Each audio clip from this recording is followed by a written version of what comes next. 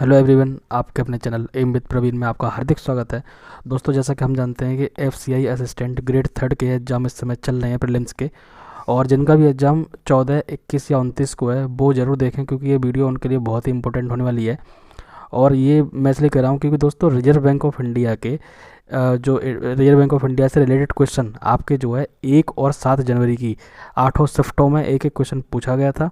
और ये जो है reserve bank of India special रहने वाली है। और सबसे इम्पोर्टेंट, देखते ही याद हो जाएंगे क्वेश्चन। जी हाँ दोस्तों, ये हमने जो है 50+ ऐसे क्वेश्चनों को सेलेक्ट किया है और मैं गारंटी दे रहा हूँ इससे बाहर कोई भी क्वेश्चन आपका नहीं निकलेगा। तो ये दोस्तों वीडियो को स्टार्ट करते हैं। और वीडियो को स्टार्ट करने से पहले आपसे छोटी सी रिक्वेस्ट है, अगर आपने अभी भी चैनल को सब्सक्राइब नहीं किया तो प्लीज़ चैनल को सब्सक्राइब कर लें और बेल आइकन को प्रेस कर लीजिएगा। तो सबसे पहले आरबीआई के बारे में छोटी सी चीज़ ये जान लें, जिस तरह से किसी परिवार को चलाने के लिए एक मुखिया की आवश्यकता पड़ती है, उसी प्रकार से भारत में बैंकों को नियंत्रित व संचालन, ये ध्यान रखिएगा, नियंत्रित व संचालन करने के लिए मुखिया की आवश्यकता पड़ी, जिसे हम आरबीआई यानी रिजर्व बैंक ऑफ इंडिया के नाम से जानते हैं। दोस्तों, आरबीआई की स्थापना जो है वो reserve bank of India act 1934 के अनुसार 1 अप्रैल 1935, ये डेट कई बार पूछी जाती है, 1 अप्रैल 1935 को हुई थी। किंतु आरबीआई का राष्ट्रीयकरण जो है 1949 में हुआ था।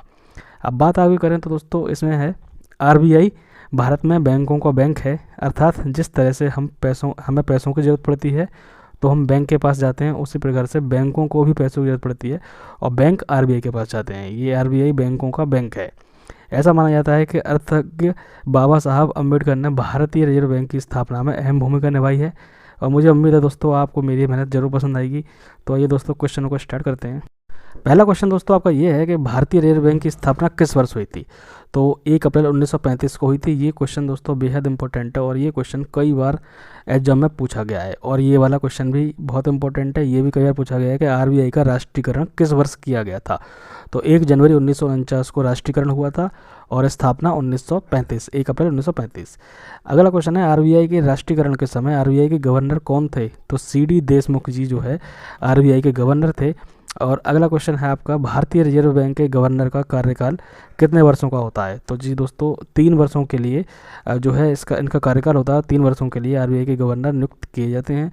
अगला है, 1 रुपये के नोट पर किसके हस्ताक्षर होते हैं। तो ये वित्त सचिव के, ये भी दोस्तों बहुत इंपॉर्टेंट है, वित्त सचिव के 1 रुपये के नोट पर हस्ताक्षर होते हैं। नेक्स्ट है, आरबीआई के केंद्रीय कार्यालय में कौन बैठता है। तो केंद्रीय कार्यालय में आरबीआई के गवर्नर बैठते हैं। नेक्स्ट है, बैंकिंग लोकपाल योजना की शुरुआत किसने की है। तो बैंकिंग लोकपाल की शुरुआत जो दोस्तों आरबीआई ने की थी। और अगला है, भारत का केंद्रीय बैंक कौन सा है। तो जी हाँ, भारत का केंद्रीय बैंक आरबीआई है। नेक्स्ट है, वर्तमान समय में आरबीआई के गवर्नर कौन है। तो शक्तिकांत दास जी हैं। नेक्स्ट आपका क्वेश्चन दोस्तों है, भारतीय रिजर्व बैंक की स्थापना किस अधिनियम के प्रावधानों के अनुसार हुई थी। तो भारतीय रिजर्व बैंक अधिनियम 1934 के तहत। अगला है, आरबीआई के वह कौन से गवर्नर हैं जो भारत के प्रधानमंत्री और वित्त मंत्री भी रह चुके हैं। तो ये सभी जानते होंगे, मनमोहन सिंह जी जो हैं भारत के प्रधानमंत्री भी रह चुके थे, फिर वित्त मंत्री भी रह चुके थे और गवर्नर भी थे जो है आरबीआई के। अगला है, आरबीआई का लेखा वर्ष कब से कब तक माना जाता है। तो 1 जुलाई से 30 जून तक लेखा वर्ष माना जाता है। अगला क्वेश्चन आपका है, आरबीआई के गवर्नर की नियुक्ति कौन करता है। तो भारत के प्रधानमंत्री इनकी नियुक्ति करते हैं। अगला है, आरबीआई के गवर्नर की नियुक्ति प्रधानमंत्री किन के सलाह पर करते हैं। तो वित्त मंत्री की सलाह पर। अगला है, आरबीआई ने आरटीजीएस सेवा 24/7 बहाल कर दिया है। आरटीजीएस का पूर्ण रूप क्या है। तो रियल टाइम ग्रॉस सेटलमेंट, इसकी फुल फॉर्म भी कई बार पूछी गई आरटीजीएस की, तो ये आप जो है याद रखिएगा। नेक्स्ट आपको आता है, आरबीआई के किस गवर्नर का कार्यकाल गवर्नर के रूप में सबसे कम रहा है। तो अमिताभ घोष, ये 16वें गवर्नर रहे थे और इनका कार्यकाल काफ़ी कम रहा था। अगर है, अमिताभ घोष जी का आरबीआई के गवर्नर के रूप में कार्यकाल कितने दिनों का था। अगर दिन की पूछे तो 20 दिन का था, और पूछे कि किन का सबसे कम रहा था तो अमिताभ घोष को टिक करेंगे। अगला है, आरबीआई के किस गवर्नर का कार्यकाल गवर्नर के रूप में सबसे अधिक रहा। तो बेनेगल रामाराव जी, और कितने वर्षों का था। तो 7 वर्ष 197 दिन तक ये जो है आरबीआई के गवर्नर रहे थे। अगला आपको आ जाता है, शुरुआत में भारतीय रिजर्व बैंक का केंद्रीय कार्यालय कहाँ स्थापित किया गया था। तो सबसे पहले जो केंद्रीय कार्यालय बना था वो जो है दोस्तों कोलकाता में था। नेक्स्ट है, आरबीआई का केंद्रीय कार्यालय कोलकाता से स्थायी रूप से कहाँ स्थानांतरित किया। मुंबई में। ये ज़्यादातर जो लोग जानते हैं कि आरबीआई का केंद्रीय कार्यालय इस समय प्रेजेंट में मुंबई में है। अगला है दोस्तों आपका आरबीआई का केंद्रीय कार्यालय कोलकाता से मुंबई किस वर्ष में स्थायी रूप से स्थानांतरित किया गया? तो ये सन आपको याद रखनी है, 1937 में कोलकाता से मुंबई में परमानेंटली स्थानांतरित कर दिया गया था। अगला है भारत में सिक्कों की ढलाई का काम कौन करता है? तो ये जो है काम वित्त मंत्रालय करता है। नेक्स्ट आपका क्वेश्चन दोस्तों बनता है रुपए के चिन्ह को किसने बनाया है? तो उदय कुमार जी ने रुपए के चिन्ह को, ये वाला जो साइन होता है रुपए का, ये जो है साइन उदय कुमार जी ने बनाया है। और रेपो रेट की परिभाषा क्या है? भारत में स्थित बैंक में अपने कार्यों के लिए आरबीआई से लोन लेते हैं। जो भारत में स्थित बैंक हैं वो अपने कार्यों के लिए, जैसे एसबीआई है, पीएनबी है, ये क्या करते हैं कि आरबीआई से लोन लेते हैं और बैंक इस लोन पर आरबीआई को जिस ब्याज दर पर कर्ज चुकाते हैं उसे रेपो रेट कहते हैं। जैसे मान लीजिए एसबीआई ने लोन लिया आरबीआई से और फिर जब वो उस लोन को चुकाएंगे तो जिस ब्याज दर पर कर्ज यानी लोन चुकाते हैं, तो वो आपका रेपो रेट कहलाता है। ये दोस्तों बहुत इंपॉर्टेंट क्वेश्चन है, कई बार पूछा गया और आप सबको पता होना चाहिए। अगला बन जाता है रिवर्स रेपो रेट की परिभाषा क्या है? तो रिवर्स रेपो रेट के बारे में बताते हैं कि यह वह दर है जिस पर बैंकों को उनकी ओर से आरबीआई में जमा धन पर ब्याज मिलता है। मीन्स जैसे मान के चलिए एसबीआई ने धन जमा कराया, अब जब धन जमा कराते हैं तो आरबीआई क्या करता है, आरबीआई जमा धन पर ब्याज देता है। और रिवर्स रेपो रेट बाजारों में नकदी की तरलता को नियंत्रित करने में काम आता है। ये भी दोस्तों बहुत इंपॉर्टेंट है, ये दोनों ही क्वेश्चन काफ़ी इंपॉर्टेंट हैं और वैसे भी जनरल नॉलेज के लिए भी आपको पता होना चाहिए ये। नेक्स्ट है आरबीआई के गवर्नर का मासिक वेतन जो है कितना होता है? तो 2.5 लाख रुपये। जी हाँ दोस्तों, 2.5 लाख रुपये मंथली आरबीआई के गवर्नर को मिलता है। अगला है आरबीआई की स्थापना किस आयोग की सिफारिश पर की गई थी? तो जॉन हिल्टन यंग कमीशन। ये भी बहुत इंपॉर्टेंट दोस्तों, हम जो क्वेश्चन लाए हैं वो सभी क्वेश्चन आपके लिए इससे एक बेहतरीन छांट कर लाए हैं और ये क्वेश्चन बहुत ही इंपॉर्टेंट है। नेक्स्ट है John Hilton young commission John Hilton young commission को और किस नाम से जाना जाता है, यानी इसका दूसरा नाम क्या है? तो मुद्रा और वित्त पर रॉयल कमीशन। नेक्स्ट है भारतीय रिजर्व बैंक के पहले अंग्रेज गवर्नर जनरल कौन थे? तो सर ओसन बोर्न अंग्रेज गवर्नर जनरल थे। और सर ओसन बोर्न ने आरबीआई के गवर्नर के रूप में कब से कब तक कार्य किया? तो 1 अप्रैल 1935 से इन्होंने 30 जून 1937 तक काम किया था। अगला क्वेश्चन दोस्तों बनता है आरबीआई के पहले भारतीय गवर्नर कौन थे? तो सीडी देशमुख पहले भारतीय मींस इंडियन गवर्नर थे। और सीडी देशमुख ने आरबीआई के गवर्नर के रूप में कब से कब तक कार्य किया? तो सन 1943 से 1949 तक। बैंकों का बैंक किसे कहा जाता है? हमने पहले बताया बैंकों का बैंक आरबीआई। और अगला है आपका भारत में विदेशी मुद्रा भंडार किसके संरक्षण में रहता है? तो जी हाँ दोस्तों, आरबीआई के संरक्षण में रहता है। वर्तमान समय में आरबीआई के कितने डिप्टी गवर्नर हैं? तो 4 डिप्टी गवर्नर हैं, 1 गवर्नर और 4 डिप्टी गवर्नर होते हैं। और आरबीआई के 4 डिप्टी गवर्नर वो चारों कौन हैं? तो दोस्तों पहला टी रविशंकर हैं, दूसरे एम के जैन, तीसरे एम डी पात्रा और चौथे हैं एम राजेश्वर राव। अगले बात करें तो आपका जो देवास नोट भारत के किस राज्य में स्थित है? तो देवास नोट प्रेस जो है वो आपके मध्य प्रदेश में स्थित है।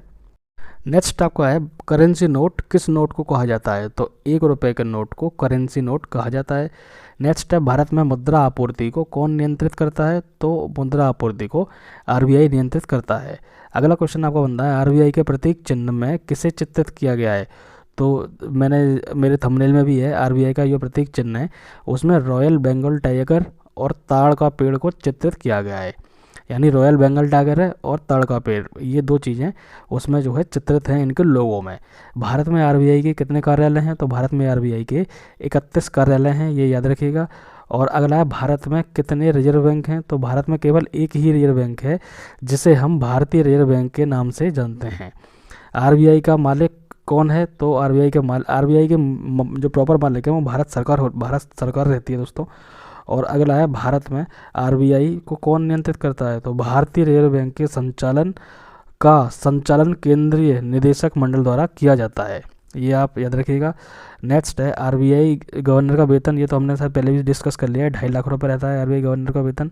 अगला है आरबीआई का पुराना नाम क्या था? तो आरबीआई का दोस्तों कोई पुराना नाम नहीं है, आरबीआई स्टार्टिंग से ही आरबीआई के ही नाम से जाना जाता है।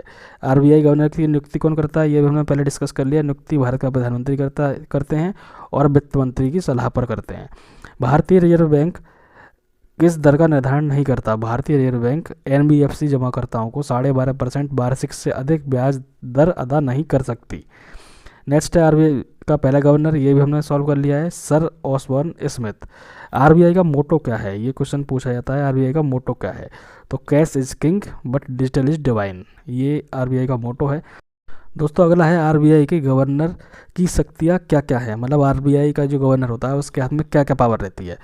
तो आरबीआई गवर्नर की जिम्मेदारियों में शामिल है अर्थव्यवस्था में मौद्रिक स्थिरता बनाए रखना, नए विदेशी और निजी बैंकों को लाइसेंस जारी करना एवं राष्ट्र की वित्तीय प्रणाली का विनियमन करना इत्यादि आरबीआई के गवर्नर शक्तियां हैं।